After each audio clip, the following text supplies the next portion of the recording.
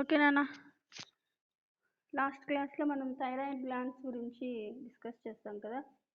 ఈ thyroid gland అనేది ఎక్కడ ఉంటుంది అనేసి, దాంట్లో ఉండే 2 lobes, ఆ 2 lobes ఉంటాయనేసి, వాటికి ఆర్టరీస్ బ్లడ్ని తీసుకెళ్తాయనేసి, అలాగే ఈ thyroid gland 2 type of hormones release చేస్తుంది అనుకున్నాం కదా. అదే థైరాక్సిన్ అండ్ థైరోకాల్సిటోనిన్ అనేసి.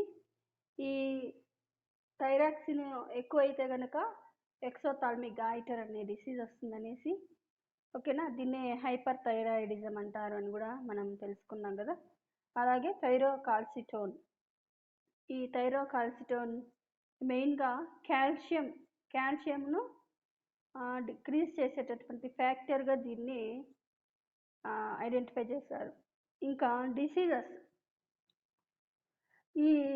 ఇక్కడ థైరాక్సిన్ కానీ లేదా ఈ థైరోకాల్సిటోనిన్, ఈ 2 హార్మోన్స్ వాటి వల్ల ల్యాక్ వల్ల కావచ్చు, ఎక్కువ అవడం వల్ల కావచ్చు, అంటే దీనికి సంబంధించినటువంటి టోటల్ డిసీజెస్ని గురించి ఈ క్లాస్లో డిస్కస్ చేస్తామమ్మా. డిసీజెస్ చూడండి. ఫస్ట్ డిసీజ్ ఏంటి అంటే క్రిటినిజం, ఓకేనా. అలాగే మిక్సోడిమా. సెకండ్ డిసీజ్ ఏది అంటే మిక్సోడిమా, ఓకేనా. మిక్సోడిమా. ఈ 2 డిసీజెస్ థైరాయిడ్ గ్లాండ్ సెక్రిషన్స్ అవి ఇంబ్యాలెన్స్ అవ్వడం కానీ లేదా హైపో ఇలా ఉండడం వల్ల ఈ 2 types ఆఫ్ డిసీజ్ అనేది వస్తాయమ్మా, క్రిటినిజం అండ్ మిక్సోడిమా. ఫస్ట్ వీటి గురించి చూద్దాము. క్రిటినిజం చూడండి. When hypothyroidism is present from the birth of a child, the disease causes in cretinism and the symptoms are. అంటే ఏంటి క్రిటినిజం ఎప్పుడు వస్తుంది అని చెప్పారు. ఈ క్రిటినిజం అనేది థైరాయిడ్ గ్లాండ్ యొక్క హైపోథైరాయిడిజం వల్ల, అంటే తగ్గడం వల్ల, అంటే థైరాయిడ్ సెక్రిషన్స్ డిక్రీజ్ అవ్వడం వల్ల. హైపో అంటే తక్కువ అని అర్థం, హైపర్ అంటే ఎక్సెస్గా అని అర్థం, ఓకేనా. హైపోథైరాయిడిజం వల్ల చిల్డ్రన్లో బర్త్ అయిన వెంటనే ఏమవుతుందంటే, ఇలాంటి అంటే పుట్టినప్పటి నుంచి ఇలాంటి హైపోథైరాయిడిజం ఉంటే కనుక ఇది కూడా పుట్టినప్పటి నుంచి కొన్ని మంత్స్ కొన్ని ఇయర్స్ కంటిన్యూ అయితే అప్పుడు వచ్చే డిసీజే ఏంటంటే క్రిటినిజం అనే డిసీజ్ వస్తుందమ్మా. వీటి సిమ్టమ్స్ చూద్దాం. Holding up the head at the age of 3 months, growth of teeth at the age of 6 to 7 months, walking and speaking at the age of 12 to 18 years months will be delayed.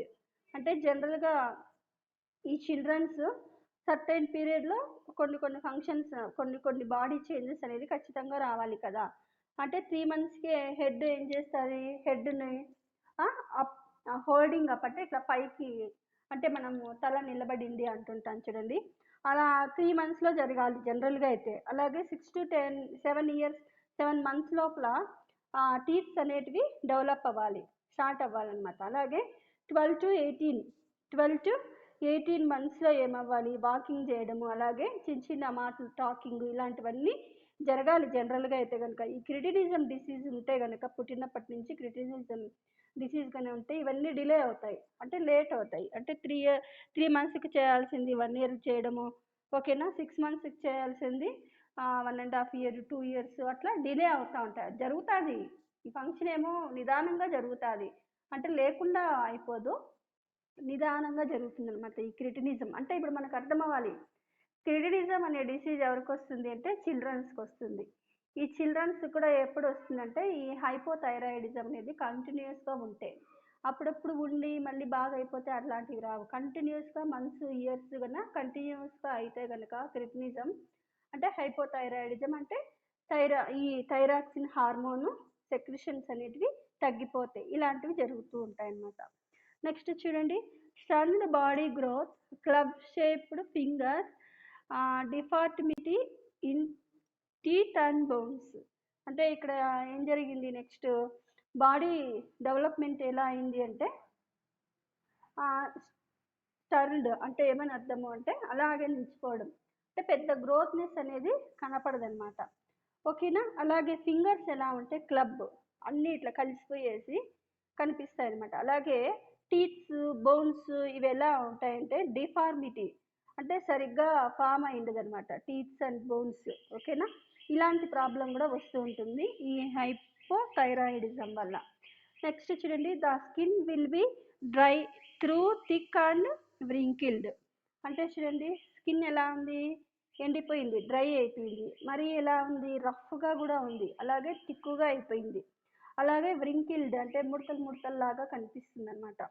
ఇది కూడా thyroidism యొక్క, ఇది కూడా ఒక symptom. Next one చూడండి, producing tongue and saliva will be dribbling fall in drops. అంటే ఏమవుతుందంటే tongue అనేది లోపలికి వెలుపలికి ఎక్కువగా వెలుపలికి లోపలికి వెళ్తూ ఉంటుంది, కానీ వెలుపల ఎక్కువ ఛాన్స్ అయితే ఇట్లా బయటకి తీస్తూ ఉంటాడు ఆ బేబీ అనే ఆయన, చిన్నపిల్లాడు. ఓకేనా, అంటే టంగ్ అనేది మనకు జనరల్గా లోపలే ఉంటుంది కదా, మాట్లాడేటప్పుడు కూడా లోపలే ఉంటుంది, ఎప్పుడు బయట అనేది మనం తీస్తే కనుక రాదు. ఇలాంటి హైపోథైరాయిడిజం ఉండే వాళ్ళకైతే కనుక ఎప్పుడు బయట దానంతా అదే ఇలా వస్తూ ఉంటుంది. అలా టంగ్ బయట వచ్చినప్పుడు ఏమవుతుంది, సెలవరీ గ్లాండ్స్ జనరల్గా సెలవాన్ని ప్రొడ్యూస్ చేస్తే మనం క్లోజ్ చేసే ఉంటుంది కాబట్టి మౌత్ అనేది, అది మామూలుగా ఈ ట్రాక్లోకి వెళ్ళిపోతూ ఉంటుంది. ఆహా ఇక్కడే ఈ సెలైవా, కానీ ఇక్కడ టంగ్ లోపల బయటకి ఇలా తీసిన వల్ల ఏమవుతుంది, సెలైవా అనేది బయట డ్రాప్స్గా అలా పడుతూ ఉంటుంది అనమాట. ఓకేనా, నెక్స్ట్ చూడండి, ప్రొట్యూడ్ అంబెలికస్ అండ్ ఎన్లార్జ్డ్ బెల్లీ. అంటే ఇక్కడ చూడండి ఈ నావెల్ ఉంది కదా, ఈ నావెల్ ఎలా ఉంటుందంటే ఇట్లా వెలుపలికి అంటే ముందుకు వచ్చినట్టు ఉంటుంది. జనరల్గా నావెల్ లోపలికి ఉంటుంది బెల్లీ దగ్గర, కానీ వీళ్ళకి ఎలా ఉంటుందంటే నావెల్ కొంచెము ఉబ్బినట్టుగా కనిపిస్తుంది అనమాట. అలాగే చూడండి బెల్లీ ఎలా ఉంటుందంటే పెద్దగా బాగా ఎన్లార్జ్ అయిపోయింటుంది ఈ బెల్లీ. ఓకేనా, నెక్స్ట్ చూడండి, retard growth in organs and secondary sexual characters. అంటే ఇక్కడ చూడండి, అంటే జనరల్గా ఉండేటటువంటి ఆర్గాన్స్ కానీ లేక సెకండరీ సెక్షువల్ క్యారెక్టర్స్ కానీ ఇవి పెరగకుండా స్టాప్ అయిపోతాయి అన్నమాట. అంటే పిల్లల్లాగే ఉండిపోతారు వాళ్ళు చూడ్డానికి అని అర్థం. ఓకేనా, అలాగే చూడండి డెఫ్ అండ్ డమ్ కండిషన్. అంటే డెఫ్ అంటే మూగ, చెవుడు, ఇలాంటివి కూడా వస్తూ ఉంటాయి ఇలాంటి వాళ్ళకు. అలాగే బేసిక్ మెటబాలిక్ రేట్ ఈజ్ లోయర్డ్.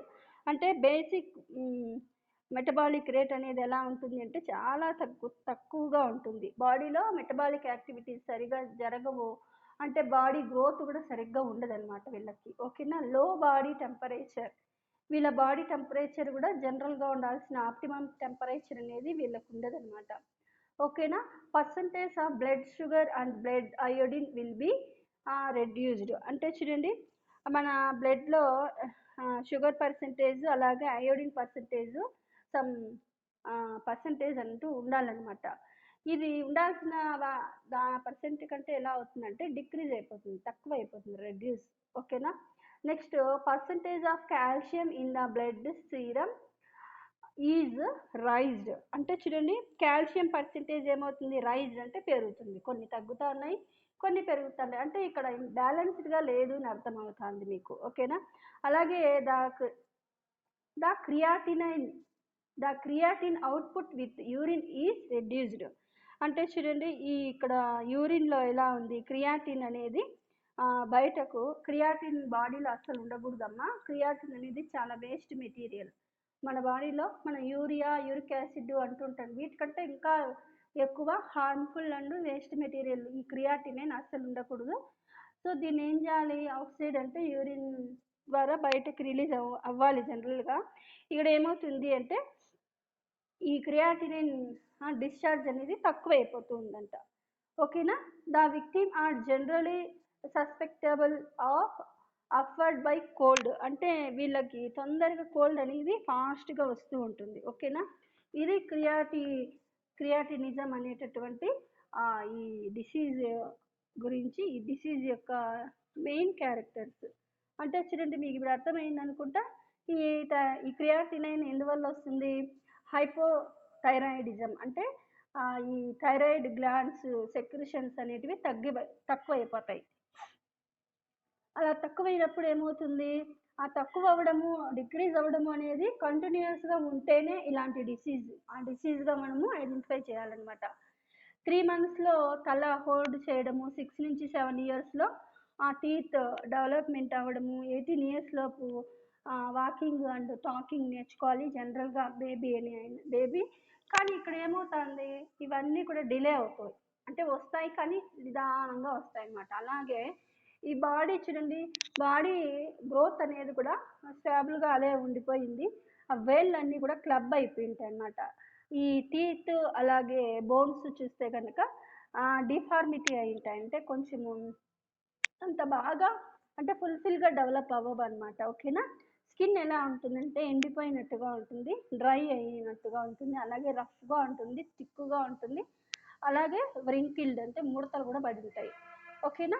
ఈ టంగ్ అనేది ఎప్పుడు బయటకి ఇట్లా వస్తూ ఉంటుందమ్మా. అలా బయటకు వచ్చినప్పుడు ఏమవుతుంది, సెలైవా కూడా డ్రాప్స్గా బయట పడుతూ ఉంటుంది. ఓకేనా, కారుతూ ఉంటుంది అనమాట. ఓకేనా. ఈ బెల్లి అనేది ఎలా ఉంటుందంటే ఇట్లా ముందరికి వచ్చి ఉంటుంది. సారీ, నావెల్ అనేది బెల్లి కూడా చాలా పెద్దగా, అంటే పొట్ట అంటుంటాం కదా, అది బాగా పెద్దగా ముందరికి ఇట్లా ఉంటుందన్నమాట. దాన్నే బాణ కడుపు అంటూ ఉంటారు. అలాగే organs development and secondary sexual characters కూడా, ఈ సెకండరీ సెక్షువల్ క్యారెక్టర్స్ కూడా ఆగిపోయి ఉంటాయి, అంటే డెవలప్ అవ్వకుండా ఆగిపోతాయి అన్నమాట. అలాగే డెఫ్ అండ్ డెమ్ వస్తుంది. అలాగే బేసిక్ మెటబాలిక్ రేట్ కూడా తగ్గిపోతుంది, ఉండాల్సినటువంటి మెటబాలిక్ రేట్ ఉండదు. బాడీ టెంపరేచర్ కూడా చాలా తక్కువైతే ఉంటుంది. అలాగే బ్లడ్లో షుగర్ అండ్ అయోడిన్ పర్సంటేజ్ కూడా చాలా తక్కువైపోయి ఉంటుంది. అలాగే బ్లడ్లో కాల్షియం లెవెల్స్ అయితే కనుక బాగా ఇంక్రీజ్ అయి ఉంటాయి. అలాగే క్రియాటినైన్ కూడా, ఈ యూరిన్లో క్రియాటినైన్ బయటకు రావడం అనేది తగ్గిపోతుంది అనమాట. అలాగే వీళ్ళు ఎక్కువగా కోల్డ్కి ఇన్ఫెక్ట్ అవుతూ ఉంటారు, ఎక్కువగా వీళ్ళకి కోల్డ్ మాటికి వస్తూ ఉంటుంది అనమాట. ఓకేనా. ఒక రీజన్ అంటూ లేకుండా కోల్డ్ అనేది వస్తూ ఉంటుంది వీళ్ళకి. ఓకేనా. ఇది అమ్మా ఇది క్రిటినిజం అనేటటువంటి disease. Next disease myxoedema. Next ఈ థైరాయిడ్ గ్లాండ్ సెక్రిషన్స్ వల్ల వచ్చేటటువంటి ఇంకొక డిసీజ్ ఏంటి అంటే మిక్సోడీమా. చూడండి, ఈ మిక్సోడీమా జనరల్ క్యారెక్టర్స్ ఎలా ఉంటాయంటే symptoms: accumulation of albumin fluid in the face, hence it looks puffy. అంటే ఎలా ఉంటుంది, బాడీ ఫేస్లో ఎలా ఉంటుందంటే ఆల్బుమిన్ ఫ్లూయిడ్స్ అంతా కూడా ఫేస్లో ఎక్కువగా స్టోర్ అయిన దానివల్ల ఆ ఫేస్ చూడడానికి ఎలా ఉంటుందంటే పఫీ లాగా, అంటే ఇట్లా లావుగా గుండుగా ఉంటుందన్నమాట. Mental dullness and loss of memory is caused. అంటే వీళ్ళ థైరాయిడ్ గ్లాండ్ సెక్రిషన్స్ వల్ల, ఈ సెక్రిషన్స్ అనేటివి సరిగ్గా లేకపోవడం వల్ల ఏమవుతుంది అంటే, ఇది చూడండి, ఈ సెక్రిషన్స్ ఇవేమవుతుంది అంటే ఇక్కడ డల్నెస్, ఎప్పుడు చూడడానికి వాళ్ళు డల్గా ఉంటారు. అలాగే మెమరీ అనేది సరిగ్గానే ఉండదన్నమాట, వాళ్ళు గుర్తుపెట్టుకోలేరు ఏ విషయం కూడా. ఓకేనా. Lowering of basic metabolic rate, అంటే బేసిక్ మెటబాలిక్ రేట్ కూడా వీళ్ళకి కూడా తక్కువే ఉంటుంది. లోయరింగ్ ఆఫ్ బాడీ టెంపరేచర్, వీళ్ళకి కూడా బాడీ టెంపరేచర్ తక్కువగానే ఉంటుందమ్మా. సస్పెక్టబుల్ కోల్డ్ వెదర్ అంటే ఇక్కడ చూడండి, ఇక్కడ ఎలా ఉంటుంది, ఈ కోల్డ్ అనేది ఈ వెదరు కూల్గా ఉంటే కనుక వీళ్ళకి పడదనమాట. లోయరింగ్ ఆఫ్ హార్ట్ బీట్, అంటే హార్ట్ బీట్ 72 ఉండాలి కదా 1 మినిట్కి, ఇలా ఉండదన్నమాట వీళ్ళకి 15 14 అట్లా తక్కువ ఉంటుంది. ఓకేనా. Lesser creatinine is excreted with urine. ఓకేనా. ఇందులో కూడా ఈ డిసీజ్లో కూడా ఎలా ఉంది, ఇక్కడ క్రియాటినైన్ అనే సెక్రిషన్స్ కూడా యూరిన్ నుండి బయటకు రిలీజ్ అవుతూ ఉంటుంది కదా, ఎక్స్క్రీషన్, అది తక్కువగా బయట రిలీజ్ అవుతూ ఉంటుంది. One of the most severe conditions of hyperthyroidism is called Graves disease or exophthalmic goitre. అంటే ఫస్ట్ మనం క్రిటినిజం చెప్పుకోండేది హైపోథైరాయిడిజం. ఇప్పుడు మిక్సోడిమా చెప్పుకుంటుండేది ఏంది, హైపర్ థైరాయిడిజం. ఇంకా హైపర్ థైరాయిడిజం వల్ల ఇంకో డిసీజ్ కూడా వస్తుందంట, అదే Graves disease or exophthalmic goitre. Exophthalmic goitre. ఓకేనా. చూడండి, ఈ మిక్సోడిమా అంటే ఎక్కువగా ఈ థైరాయిడ్ హార్మోన్స్ ఎక్కువగా రిలీజ్ అవుతూ ఉంటే ఏమవుతుంది అంటే బాడీ టెంపరేచర్ అనేది పెరుగుతుంది. అలాగే ఇక్కడ పెరుగుతుందమ్మా మిక్సోడిమాలో. ఓకేనా. బాడీ టెంపరేచర్ అనేది కూడా పెరుగుతూ ఉంటుంది. మెటబాలిక్ యాక్టివిటీస్ కూడా పెరుగుతూ ఉంటాయి. అలాగే చూడండి, కళ్ళు ఇట్లా ఉబ్బినట్లుంటాయి. అలాగే బాడీ టెంపరేచర్ ఎలా ఉంటుంది, లోగా ఉంటుంది. అలాగే కోల్డ్ వీళ్ళకు కూడా వస్తుంది. హార్ట్ బీట్ చాలా తక్కువ ఉంటుంది. క్రియాటినైన్ కూడా తక్కువ రిలీజ్ చేస్తూ ఉంటారు ఇలాంటి వాళ్ళు. ఓకేనా. దీనివల్ల ఇంకొక డిసీజ్ కూడా ఉంది అని చెప్పుకున్నాము, అదే ఏంటి అంటే మనకు తెలిసిన ఎక్సోథాల్మిక్ గాయిటర్. ఈ ఎక్సోథాల్మిక్ గాయిటర్ సిమ్టమ్స్ చూద్దాము. Exophthalmic goitre symptoms: enlargement of thyroid gland depending on the degree of hyperactivity. Next, basic metabolic rate is increased accompanied by increase in body temperature. ఓకేనా. అంటే ఇక్కడ చూడండి, మనకు ఈ గ్రేవ్స్ డిసీజ్ దీనివల్ల వచ్చేటటువంటి ఈ నాకు తెలిసినటువంటి దీనివల్ల వచ్చేటటువంటి సిమ్టమ్స్ ఎలా ఉన్నాయి అంటే కనుక చూడండి అమ్మా, ఇక్కడ ఏమైంది, enlargement of thyroid gland depends on the degree of thyroid gland ఏమైంది, బాగా పెద్దగా అయింది. అలా పెద్దగా అయినప్పుడు ఏమవుతుంది, ఎక్కువ సెక్రిషన్స్ జరుగుతాయి. సో దాన్ని ఏమన్నారు, హైపర్ యాక్టివిటీగా అయిపోయేసి ఆ గ్లాండ్ పెద్దగా అయ్యేసి ఎక్కువ సెక్రిషన్స్ చేస్తానమాట. మెటబాలిక్ రేట్ కూడా ఏమైంది, ఇంక్రీజ్ అవుతూ ఉంది. ఓకేనా, ఇంక్రీజ్ అయిందనమాట. నెక్స్ట్, ప్రోస్టర్షన్ ఆఫ్ ఐబాల్ విత్ ఆ స్టాండింగ్ లుక్. ఈ ఐబాల్ ఎలా ఉంటుందంటే బాగా ఉబ్బినట్లు ఉండి చూడడానికి ఏదేదో విచిత్రంగా చూస్తుంటారు అనమాట వాళ్ళు. సరిగ్గా వాళ్ళు ఏదనుకుంటే అది నేరుగా ఇట్లా చూడలేరు అనమాట, ఎట్లా అంటే అట్లా చూస్తూ ఉంటారు వాళ్ళు. ఓకేనా. లెస్ ట్వింకిలింగ్ ఆఫ్ ఐలైడ్ అంటే ఈ ఐలిడ్స్ ఉన్నాయి కదా, ఇలా ఐలిడ్స్ అనేటివి మనలాగా కదిలించలేరు అనమాట, తక్కువ కదిలిస్తారనమాట. ఓకేనా. Depletion stores fat resulting in the decrease in body weight. ఓకేనా. బాడీ వెయిట్ ఎలా ఉంటుందంటే ఫాస్ట్గా డిక్రీజ్ అయిపోతూ ఉంటుంది. డిక్రీజ్ తొందరగా జరిగిపోతుంది అనమాట. Blood sugar and iodine are increased. First ముందర మనం ఏం చెప్పుకున్నాము, క్రియాటినైన్కు ఇవన్నీ డిక్రీజ్ అవుతాయని చెప్పుకున్నాం. ఏవి, బ్లడ్ షుగర్ అండ్ అయోడిన్, బ్లడ్లో అయోడిన్ పర్సెంట్ కూడా ఇక్కడ తగ్గిపోయింది అనుకున్నాం. ఇక్కడ ఎక్సోథాల్మిక్ గాయిటర్లో అయితే కనుక పెరుగుతాయి అనమాట. ఇవి బ్లడ్ షుగరు అండ్ అయోడిన్ ఇవి రెండు కూడా బాగా పెరుగుతాయి అనమాట. Due to the excessive loss of calcium and phosphorus from bone, osteoporosis is caused. అంటే బాడీలో ఎలా, ఈ బాడీలో ఎముక ఈ బోన్స్ ఉంటాయి కదా, ఈ బోన్స్ నుండి ఎక్కువగా కాల్షియం ఫాస్ఫరస్ ఇవి రెండు ఈ బోన్స్ నుంచి బయట రిలీజ్ అయిపోతాయి, బయటకు వచ్చేస్తాయి. అప్పుడు ఏమవుతుంది, బోన్ బిల్డ్ అవ్వాలంటే మెయిన్ కాల్షియం అండ్ ఫాస్ఫరసే కదా main.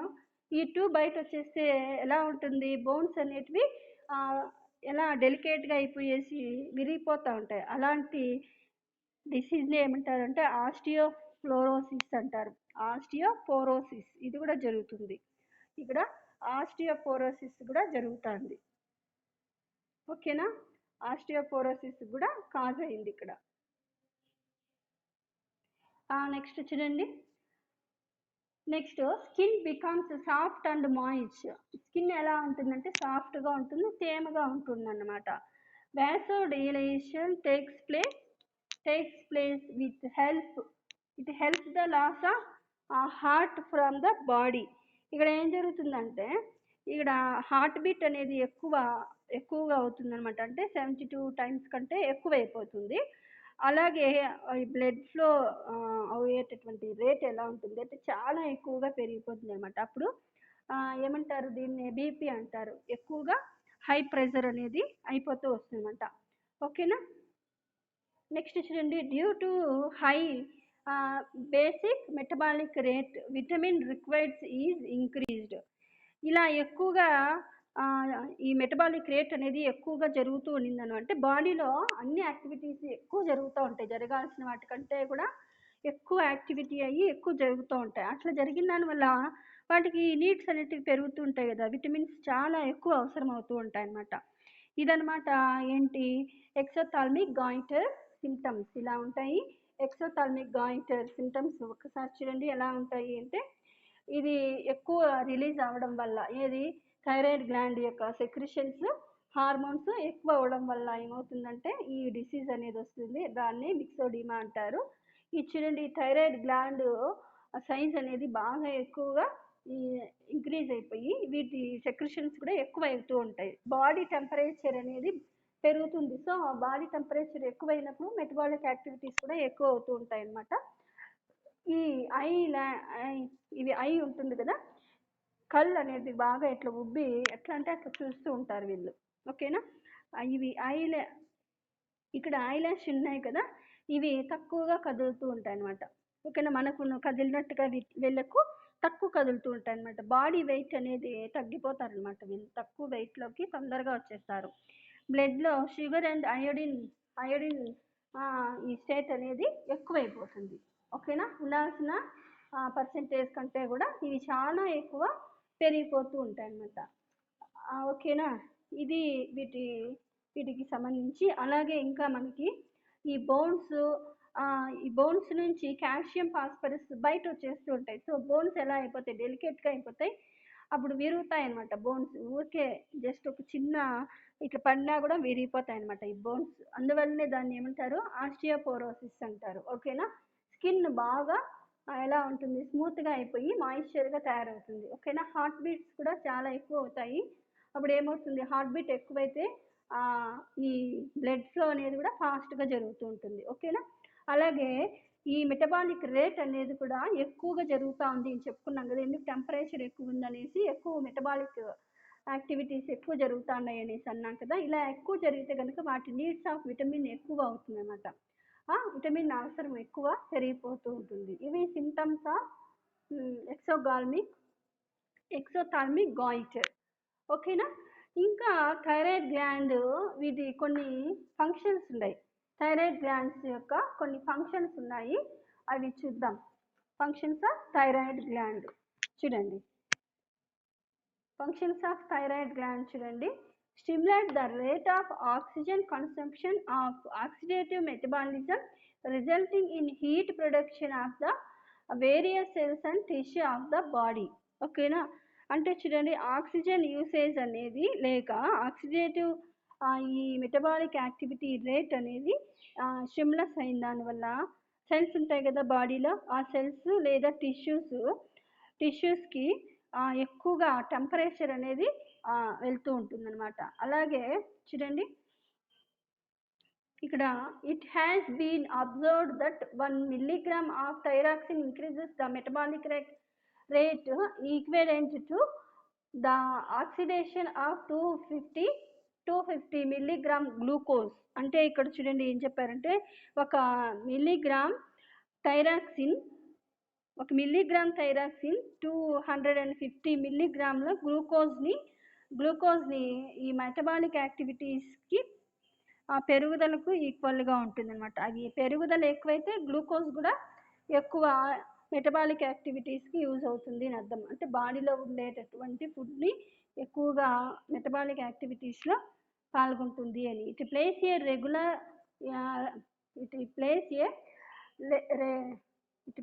A regulatory role in general process of growth and development of all cells and tissues. ఓకేనా, ఇంకా ఇవి ఏం చేస్తాయంటే చూడండి, జనరల్ ప్రాసెస్ ఆఫ్ గ్రోత్ ఉంటుంది కదా, ఆ గ్రోత్ అనేది సెల్స్కి మరియు టిష్యూస్కి ఇవి డెవలప్ చేసి, ఇవి ఏం చేస్తాయంటే స్టిమ్యులస్ చేసి అక్కడ టిష్యూస్ అలాగే సెల్స్ ఎక్కువగా పెరగడం అనే దానికి కూడా ఇవి కాజ్ అవుతాయి అన్నమాట. ఓకేనా, it influence the sexual development, maturation, growth of bones and teeth and mental development and energy metabolic etcetera. అంటే ఇక్కడ చూడండి సెక్షువల్ డెవలప్మెంట్, మెచ్యురేషన్, బోన్స్, అలాగే ఆ టీత్స్ వీటి గ్రోత్ అనేది మరియు ఎనర్జీ అనేది వీటి మెటబాలిక్ యాక్టివిటీస్ పైన బేస్ అయి ఉంటుంది. ఓకేనా. ఎఫెక్ట్స్ కార్బోహైడ్రేట్ మెటబాలిజం, అంటే కార్బోహైడ్రేట్ మెటబాలిజం పైన కూడా దీని ఎఫెక్ట్ ఉంటుంది. వీటి hormones thyroid gland hormones regulate the iodine metabolism, అంటే అయోడిన్ యొక్క మెటబాలిజమ్స్ కూడా ఇది రెగ్యులేట్ చేస్తుంది. Influence excretion of nitrogen in urine, అంటే యూరిన్లో యూరిన్తో పాటు నైట్రోజన్ని కూడా బయటికి రిలీజ్ చేయడంలో ఇది బాగా ఎఫెక్టివ్గా పనిచేస్తుంది అనమాట. Maintenance resistance against toxins and infectious, అంటే ఏవైనా టాక్సిన్స్ కానీ లేదా ఇన్ఫెక్టియస్ అంటే మనకి ఏవైనా డిసీజ్ని కలిగించేటివి ఏమన్నా ఉంటే కూడా వాటికి ఇది ఆపోజిట్గా వాటి మీద దాడి చేసి మనకి ఎలా అంటే కొంచెం ఇమ్యూనిటీని కూడా ఇది ఇస్తూ ఉంటుందంట. అలాగే influence metamorphosis in amphibians, feeding of thyroid gland material hastens metamorphosis and removal of thyroid gland in larval from prevent metamorphosis. ఓకేనా. అంటే ఇక్కడ ఏం చూడండి ఈ ఆంఫీబియన్స్లో మెటామార్ఫోసిస్ జరుగుతూ ఉంటాయి కదా. మెటామార్ఫోసిస్ అంటే ఏంటి, లార్వల్ స్టేజ్ నుంచి అంటే మామూలు మదర్ని ఫాదర్ని అంటే పేరెంట్స్ని రిజంబుల్గా స్ట్రక్చర్ రావడం, అలా రావడానికి కూడా ఈ హార్మోన్ యూజ్ అవుతుంది అన్నమాట. ఈ థైరాయిడ్ గ్లాండ్ని కనుక ఈ ఆంఫీబియన్స్కి ఫుడ్ లాగా ఇస్తే కనుక అవి మెటబాలిక్ యాక్టివిటీస్ అనేసి ఫాస్ట్గా జరుగుతాయి అన్నమాట. మెటామార్ఫోసిస్ అనేటివి బాగా జరుగుతాయి. అలాగే ఈ థైరాయిడ్ గ్లాండ్ని కనుక రిమూవ్ చేస్తే ఈ మెటామార్ఫోసిస్ అనేది అసలు జరగదనమాట, ఇన్హిబిట్ అవుతుంది. ఓకేనా. వీటి ఫంక్షన్స్ ఇందాక చెప్పుకున్నట్లుగా హైపర్ అయితే ఎలా ఉంటుందనేసి జనరల్గా వీటి ఫంక్షన్స్ ఇందాక తెలుసుకున్నాం. జనరల్ ఫంక్షన్స్ చూడండి, ఏం చేస్తుంది, ఆక్సిజన్ యూసేజ్ లేక ఆక్సిడేటివ్ మెటబాలిక్ యాక్టివిటీస్ని రేట్ ఏం చేస్తుంది, ఇంక్రీజ్ చేస్తుంది. అలాగే సెల్స్ టిష్యూస్కి ఏం చేస్తుందంటే టెంపరేచర్ని ఇంక్రీజ్ చేసిస్తూ ఉంటుంది. అలాగే general process of growth cells tissues ఓకేనా వీటిని డెవలప్ చేయడానికి కూడా ఇది అవసరం అనమాట. అలాగే సెక్షువల్ డెవలప్మెంట్ అండ్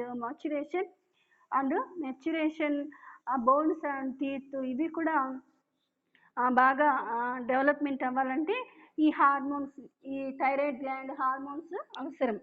ఓకేనా. అలాగే కార్బోహైడ్రేట్ మెటబాలిక్ యాక్టివిటీస్కి ఇది అవసరము.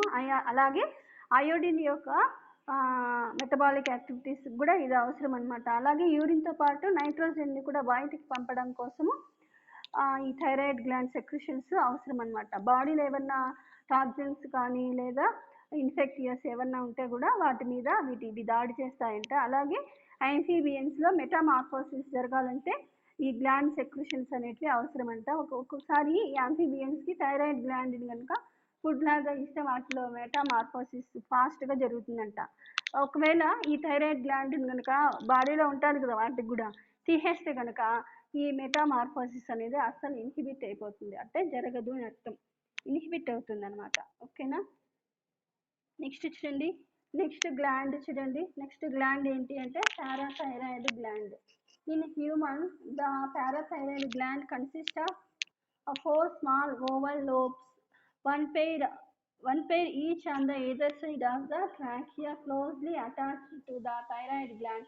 These glands are absent in fishes and present in all other vertebrates.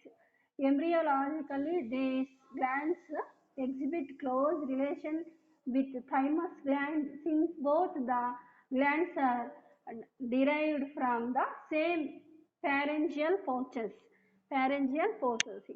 Histologically, the gland consists of columns of epithelium cells with large blood sinus in between the columns. The gland consists of 3 distinguished types of cells. ఓకేనా. ఈ parathyroid glands గురించి ఒకసారి చూద్దాం. ఈ parathyroid glands అనేటివి 4 lobes లాగా oval lobes లాగా ఉంటాయమ్మా. ఇవి ఎక్కడుంటాయంటే ట్రాకియాస్కి బోత్ సైడ్ వన్ పెయిర్ ఇటు సైడ్ వన్ పెయిర్ అటు సైడ్ లొకేట్ అయి ఉంటాయి. ఈ గ్లాండ్స్ ఫిషెస్లో తప్ప మిగిలిన అన్ని వర్టిబ్రేట్స్లో ఉంటాయమ్మా ఎక్సెప్ట్ ఫిషెస్, వాటిలో ఎందుకో ఉండవు ఇవి. అలాగే ఎంబ్రియాలజీ అంటే వాటి పిండాభివృద్ధి అంటే ఎంబ్రియాలజికలీ ఆ గ్లాండ్స్ థైమస్ గ్లాండ్కి దగ్గర సంబంధం రిలేషన్లో ఉంటాయి. అందుకు ఈ 2 గ్లాండ్స్ ఫారింజియల్ పౌచ్ నుంచి ఏర్పడ్డాయి అని చెప్పుకోవచ్చు. ఎందుకు ఈ రెండు రిలేషన్లో ఉన్నాయి అంటే ఒకే విధంగా ఉన్నాయన్నమాట. అందుకనేసి ఇవి రెండు ఒకే చోటు నుంచి పుట్టాయి కాబట్టి ఈ రెండింటికి మధ్య రిలేషన్ అనేది ఉంది అని చెప్పచ్చు అనమాట. ఓకేనా. ఈ హిస్టాలజికల్లీ చూస్తే ఈ గ్లాండ్ ఎపిథీలియల్ సెల్స్తో ఫామ్ అయ్యేసి కాలమ్స్ లాగా ఈ ఫామ్ అయి ఉంటుంది అనమాట. ఈ కాలమ్స్ మధ్య ఏముంటాయంటే సైనసెస్ ఉంటాయన్నమాట. ఈ గ్లాండ్కి 3 టైప్స్ ఆఫ్ స్పెషల్ సెల్స్ కూడా ఉంటాయన్నమాట. ఈ గ్లాండ్స్లో 3 టైప్స్ ఆఫ్ స్పెషల్ సెల్స్ ఉంటాయి. అవి ఏమంటే principal cells, eosinophil cells, intermediate cells. ఓకేనా. ఈ 3 సెల్స్ కూడా ఈ పారాథైరాయిడ్ గ్లాండ్లో ఉండేటటువంటి స్పెషల్ సెల్స్. ఓకేనా. ఫస్ట్ చూడండి, ఫస్ట్ వన్ స్మాల్ ఇది ప్రిన్సిపల్ సెల్స్ చూడండి. Small in size, non glandular with comparatively large nucleus. అంటే చూడండి ఇవి ఎలా ఉన్నాయి, స్మాల్ సైజ్లో ఉన్నాయి, పెద్ద న్యూక్లియస్ ఉన్నాయి. అలాగే నాన్ గ్లాండులర్ అంటే దీంట్లో గ్రంథి అలాంటివి గ్లాండ్స్ అనేటివి ఏవి ఉండవు. Eosinophils large in size, polyhedral in shape, glandular cells stains with casein or with acidic dyes. అంటే చూడండి ఇక్కడ నెక్స్ట్ ఇయోసినోఫిల్స్ చూడండి, ఇవి బాగా లార్జ్గా ఉండి పాలీహైడ్రల్ షేప్లో ఉంటాయమ్మా. సైటోప్లాజం ఉంటుంది, ఆ సైటోప్లాజంలో గ్లాండ్స్ కూడా ఉంటాయి. కోసిన్ ఆర్ యాసిడిక్ స్టెయిన్స్ని ఇవి గ్రాస్పింగ్ తీసుకుంటాయి. ఓకేనా. Intermediate cells glandular cytoplasm with dark and distinguish nucleus. అంటే ఇక్కడ చూడండి ఇంటర్మీడియట్ సెల్స్, ఈ సెల్స్లో గ్రాన్యూల్స్ సైటోప్లాజంలో ఉంటాయమ్మా. ఈ సెల్స్ చూడడానికి డార్క్ కలర్లో ఉండి న్యూక్లియస్ అనేది ఒక స్పెసిఫిక్ ఏరియాలో ఉంటుందన్నమాట. డిస్టింక్ట్ న్యూక్లియస్ అంటే కరెక్ట్గా అది ఉండాల్సిన ప్లేస్లో ఉండేటటువంటి న్యూక్లియస్ కూడా ప్రజెంట్ అయి ఉంటుంది. ఓకేనా. నెక్స్ట్ ఇంకా చూడండి హార్మోన్స్. Next one hormones. చూడండి అన్న ఇక్కడ హార్మోన్స్ ఏమంటే it is believed that the parathyroid gland secretes 2 types of hormones, that is parathyroid hormone and parathormone and calcitonin. ఓకేనా. 2 టైప్స్ అన్నాము. ఇక్కడ చూడండి ఏవి పారాథైరాయిడ్ హార్మోన్. ఈ పారాథైరాయిడ్ హార్మోన్ 2 టైప్స్ ఆఫ్ హార్మోన్స్ని రిలీజ్ చేస్తుంది. అవి ఏవి అంటే పారాథార్మోన్ అండ్ కాల్సిటోనిన్. ఈ 2 హార్మోన్స్ని పారాథైరాయిడ్ గ్లాండ్ సెక్రెట్ చేస్తుంది. ఓకేనా. పారాథైరాయిడ్ గ్లాండ్ ఎక్కడ ఉంటుంది, ఈ పారాథైరాయిడ్ గ్లాండ్ అనేది హ్యూమన్లో పారాథైరాయిడ్ గ్లాండ్ కన్సిస్ట్ 4 లోబ్స్ లాగా ఉంటాయి. అది కూడా ట్రాకియాకి బోత్ సైడ్ ఉంటాయి. ఓకేనా, బోత్ సైడ్ ఉంటాయమ్మా. ఓకేనా. దీంట్లో 3 టైప్స్ ఆఫ్ సెల్స్ ఉంటాయని చెప్పుకున్నాము. ప్రిన్సిపల్ సెల్స్, ఎసినోఫిల్స్, అలాగే ఇంటర్మీడియట్ సెల్స్. ఓకేనా. ఈ పారాథైరాయిడ్ గ్లాండ్కి సంబంధించి ఈ గ్లాండ్ నుంచి 2 హార్మోన్స్ రిలీజ్ చేస్తుంది. ఆ 2 హార్మోన్స్ ఏవి అంటే ఆ 2 హార్మోన్స్ చూడండి పారాథార్మోన్ అండ్ కాల్సిటోనిన్. ఓకేనా. నెక్స్ట్ చూడండి హార్మోన్స్. ఈ నెక్స్ట్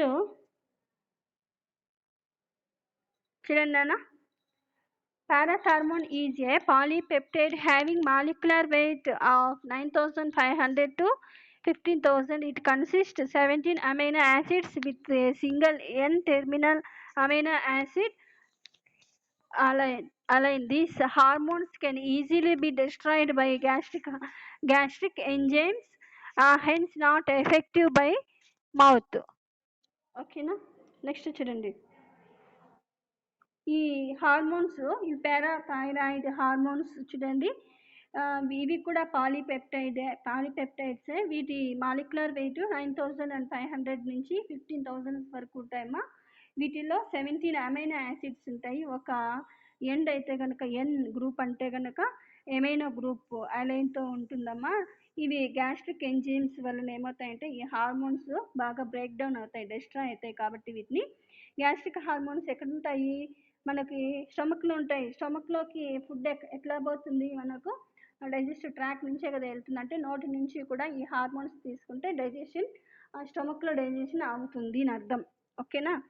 నెక్స్ట్ చూడండి, functions of parathormone. Functions of parathormone ఇక్కడ చూడండి, exclusive secretion of the hormone is due to continued డయూర్స్.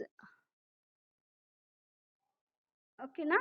అంటే increased urine secretion caused by insufficient secretion of antidiuretic hormone from pituitary gland which causes hypoparathyroidism. ఓకేనా. ఇక్కడ చూడండి, ఈ hormones అని చెప్పుకున్నాం కదా, ఈ గ్లాండ్ అనేది 2 types ఆఫ్ హార్మోన్స్ని రిలీజ్ చేస్తుందని చెప్పుకున్నాం కదా. ఈ పారాథైరాయిడ్ హార్మోన్స్ మరియు ఇవి అని చెప్పుకున్నాం కదా. ఇవి ఇంకా ఏం చేస్తాయంటే ఒక్కొక్క ఫంక్షన్ చూడండి. ఫస్ట్ ఫంక్షన్ ఏం చెప్పాము, ఈ కంటిన్యూస్ డయూరిన్ యాంటీ డయూరిటిక్ హార్మోన్ ఉంది కదా, ఈ హార్మోన్ ఎక్కువగా రిలీజ్ అయ్యడం వల్ల ఏమవుతుంది, హైపర్ పారాథైరాయిడిజం లేదా హైపోపారాథైరాయిడిజంకి దారితీస్తుంది అనమాట. ఓకేనా. ఎక్కువగా డయూరిసిస్ జరగడం వల్ల హైపర్ అన్నా అవ్వచ్చు, హైపో అన్నా అవ్వచ్చు అనమాట. వీటి గ్లాండ్స్ సెక్రిషన్స్ ఎక్కువన్నా అవ్వచ్చు లేదా తక్కువైనా అయిపోవచ్చు అనమాట. ఓకేనా. In small dose it is responsible for calcification of bones by stimulating osteoblastic activity. అంటే చూడండి, ఇక్కడ ఆస్టియోబ్లాస్టిక్ యాక్టివిటీని స్టిమ్యులేట్ చేస్తాయన్నమాట. స్మాల్ బోన్స్ని ఏం చేస్తాయంటే కాల్సిఫికేషన్కు ఈ హార్మోన్ తక్కువ మోతాదులో ఇవ్వాలన్నమాట. ఓకేనా. నెక్స్ట్ చూడండి, in hypoparathyroidism the creatinine phosphate in muscle reduces, hence parathyroid glands influence the creatine metabolism. అంటే చూడండి, పారాథైరాయిడ్ హార్మోన్ ఇది కన్నా తగ్గితే అంటే హైపో పారాథైరాయిడిజం కనుక వస్తే మజిల్స్ ఏమవుతుంది, క్రియాటినైన్ ఫాస్ఫేట్ అనేది తగ్గిపోతుంది అనమాట. అప్పుడు ఏమవుతుంది, పారాథైరాయిడ్ గ్లాండ్ క్రియాటినైన్ వీటి క్రియాటినైన్ యొక్క మెటబాలిక్ యాక్టివిటీస్ని ఎక్కువగా స్టిమ్యులేట్ చేస్తుంది అనమాట. ఓకేనా. నెక్స్ట్ చూడండి, it plays an important role in regulation of calcium concentration of the blood and the proper balance between calcium ions and magnesium ions on the hand and sodium ions and potassium ions on the other hand. అంటే చూడండి, బ్లడ్లో calcium అయాన్స్ని regulation చేస్తుంది. అలాగే calcium ions and magnesium ions ఈ రెండింటి మధ్య, అలాగే సోడియం అయాన్స్ పొటాషియం అయాన్స్ మధ్య కూడా ప్రాపర్ బ్యాలెన్స్ చేస్తుంది అనమాట.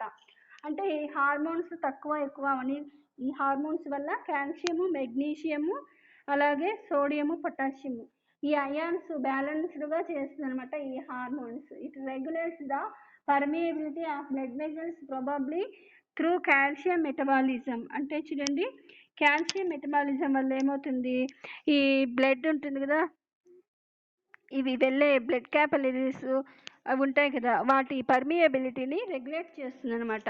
అంటే రెగ్యులేట్ చేయడము అంటే ఏంటంటే అది ఎలా కరెక్ట్గా పనిచేయడానికి ఇవే రెగ్యులేట్ చేస్తాయన్నమాట. Increases parathormone activity inhibit the phosphate reabsorption by the kidneys. అంటే ఇక్కడ ఏం చేస్తుందంటే పారాథార్మోన్ యాక్టివిటీ ఇంక్రీజ్ అయితే కనుక ఈ కిడ్నీస్ ఉన్నాయి కదా, కిడ్నీస్లో ఫాస్ఫేట్ రీఅబ్జార్ప్షన్ ఏం చేస్తుందంటే ఇన్హిబిట్ చేస్తుంది. ఫాస్ఫేట్ యొక్క రీఅబ్జార్ప్షన్ ఇది ఇన్హిబిట్ చేస్తుంది అనమాట. Recent studies have demonstrated that the level of serum lipid is increased by the parathormone administration, thus increasing total cholesterol. అంటే చూడండి, రీసెంట్ స్టడీస్ వల్ల తెలిసింది ఏమంటే సీరం లిపిడ్స్ లెవెల్ అనేది పారాథార్మోన్ వలన పెరగడం వలన ఏమొస్తుంది, పారాథార్మోన్స్ కనుక పెరిగినాయనుకో అప్పుడు సీరమ్స్ లెవెల్స్ కూడా పెరుగుతాయి అనమాట. అప్పుడు కొలెస్ట్రాల్ అనేది పెరుగుతుంది అనమాట. కొలెస్ట్రాల్ ఎక్కువ అయితే కనుక ఏమవుతుంది, హార్ట్కి సంబంధించినటువంటి డిసీజెస్ కూడా వస్తూ ఉంటాయి అనమాట. హార్ట్కి సంబంధించిన డిసీజెస్ కూడా వస్తూ ఉంటాయి. ఇప్పుడు మనము ఈ క్లాస్లో చూడండి ఏమేమి చెప్పుకున్నాము, థైరాయిడ్ గ్లాండ్ గురించి ఆల్రెడీ లాస్ట్ క్లాస్లో చెప్పుకున్నాం కాబట్టి ఊరికే జస్ట్ ఇంట్రడ్యూస్ చేసి తర్వాత thyroid gland secretions 2 hormones thyroxine and thyrocalcitonin వాటి గురించి చదువుకున్నాం. అలాగే ఇవి హైపోథైరాయిడిజం హైపర్ థైరాయిడిజం వల్ల వచ్చేటటువంటి డిసీజెస్ క్రెటినిజం అండ్ మిక్సోడిమా.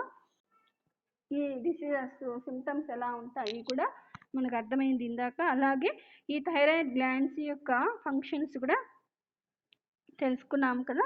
అలాగే నెక్స్ట్ గ్లాండ్ అయినటువంటి పారాథైరాయిడ్ గ్లాండ్స్ గురించి గ్లాండ్ ఎక్కడ ఉంటుంది వాటి గురించి స్ట్రక్చర్ తెలుసుకున్నాం, అలాగే ఫంక్షన్స్ తెలుసుకున్నాం. నెక్స్ట్ ఈ పారాథైరాయిడ్ గ్లాండ్ యొక్క ఏవైనా డిసీజెస్ ఉంటే అవి నెక్స్ట్ క్లాస్లో చూద్దాం నాన్న. ఓకేనా? నెక్స్ట్ క్లాస్లో ఈ పారాథైరాయిడ్ గ్లాండ్ గురించి ఇంకా మిగిలిందేదంతా మనం నెక్స్ట్ క్లాస్లో డిస్కస్ చేసుకుందాం.